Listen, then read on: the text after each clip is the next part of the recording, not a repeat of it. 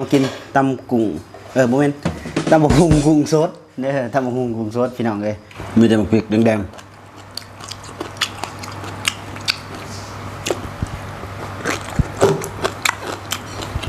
ไปดิเนาะมื้อนี้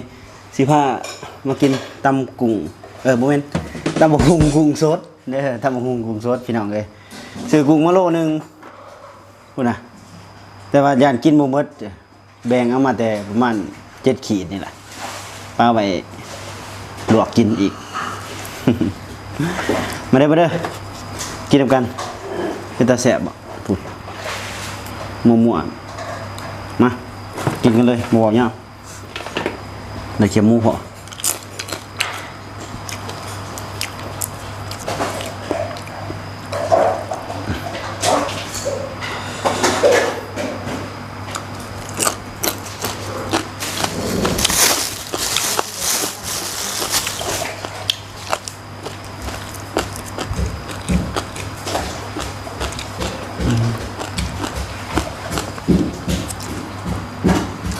กุ้งตัวใหญ่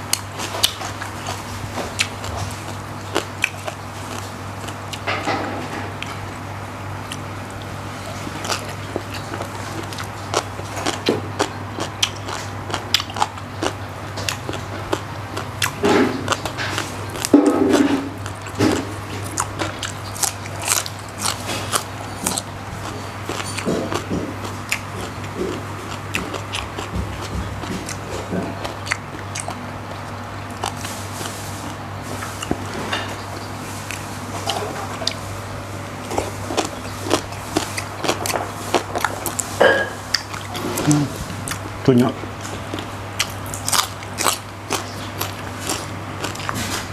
มานี่นะสด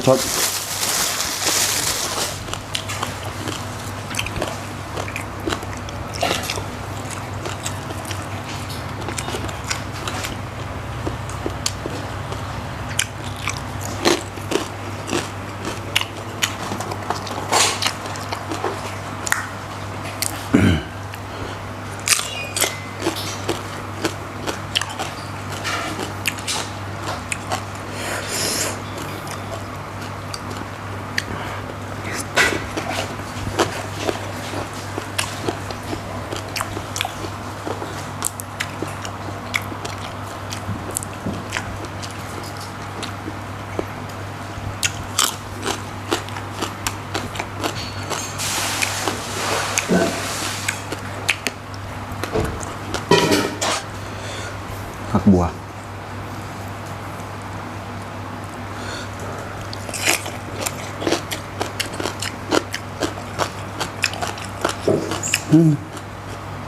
มีแต่บักพริกแดงๆ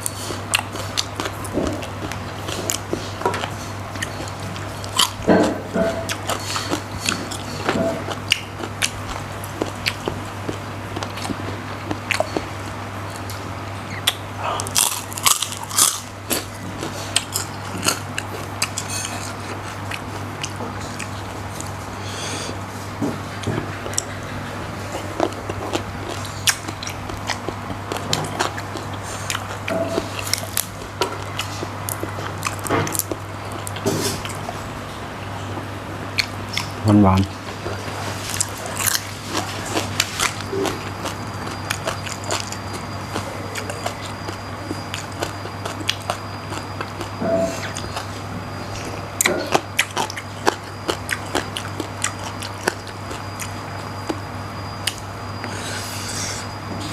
มีแต่หมักพริกมีแต่หมักเผ็ดนี่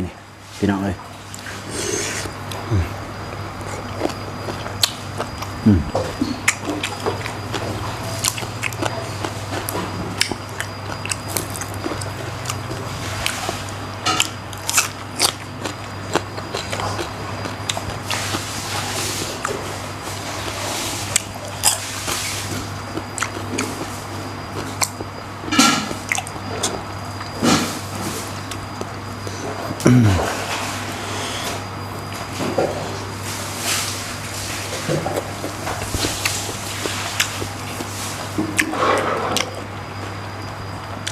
ชิมีเสียงกอกๆแก๊กๆหน่อยนึง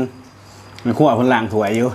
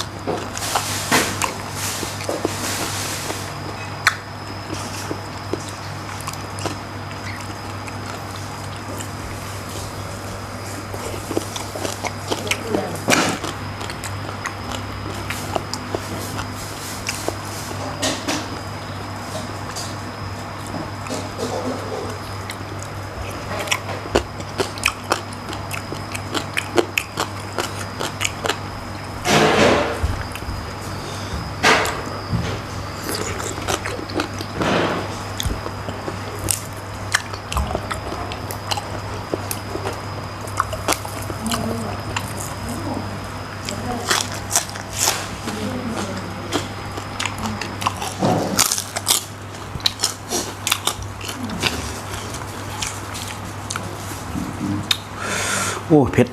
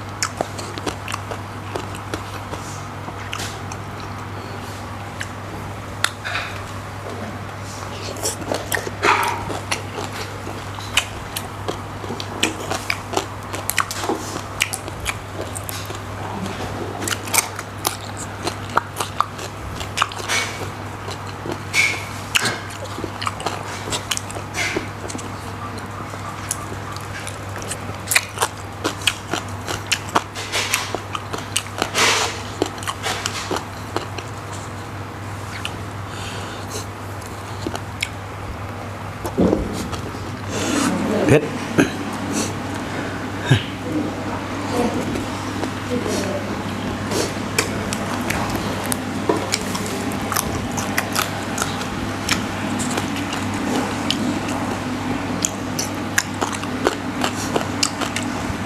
โดนตาย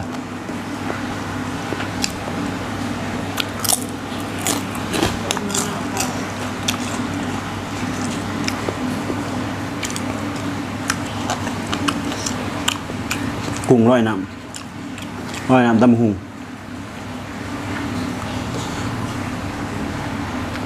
คำสุดท้ายจั่ว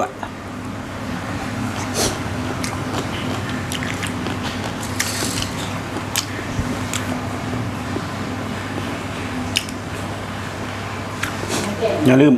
กดไลค์กดแชร์เป็นกำลังใจให้ตักเราแต่ใจดีนะเด้อขอบใจ